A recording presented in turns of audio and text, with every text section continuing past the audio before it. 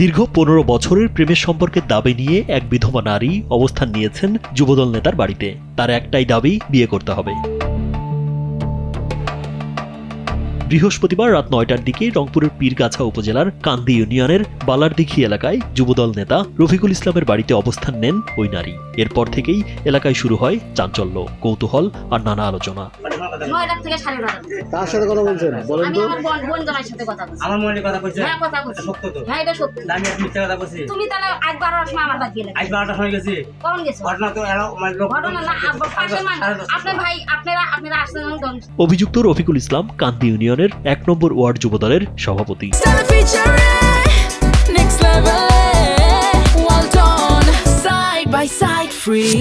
তিনি বিবাহিত এবং 4 সন্তানের জনক। অন্যদিকে ওই নারী 3 বছর আগে স্বামী হারানোর পর 2 ছেলেকে নিয়েই তার সংসার। ছেলেদের বিয়েও হয়ে গেছে।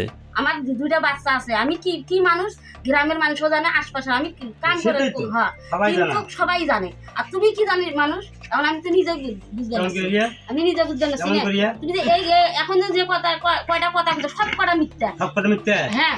স্থানীয়রা জানান, কয়েকদিন আগে রফিকুল ইসলাম ওই নারীর বাড়িতে যান। এ সময় নারীর ছোট ছেলে বিষয়টি দেখে ফেলেন। পরে ঘটনাটি পরিবার ও এলাকায় জানাজানি হয়ে যায়। এরপরই বিয়ের দাবিতে সরাসরি রফিকুলের বাড়িতে চলে আসেন ওই নারী।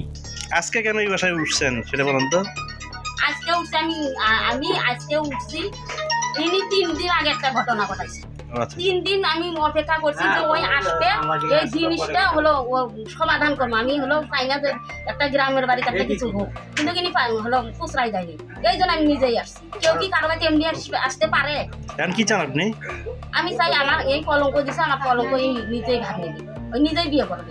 এ বিষয়ে এখনো কোনো অভিযোগ পাওয়া যায়নি। অভিযোগ পেলে আইনগত ব্যবস্থা নেওয়া হবে বলে জানান পীরগাছা থানার ভারপ্রাপ্ত কর্মকর্তা AKM খন্দকার মুহিবুল ইসলাম।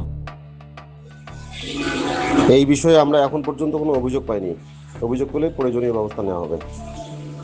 তবে অভিযুক্ত রফিকুল ইসলাম প্রথমে প্রেমের সম্পর্কের বিষয়টি অস্বীকার করেন। পরে বিয়ে করতে রাজি হলে 3 লাখ টাকা দেন মোহরানায় এলাকাবাসী তাদের বিবাহ সম্পন্ন করেন।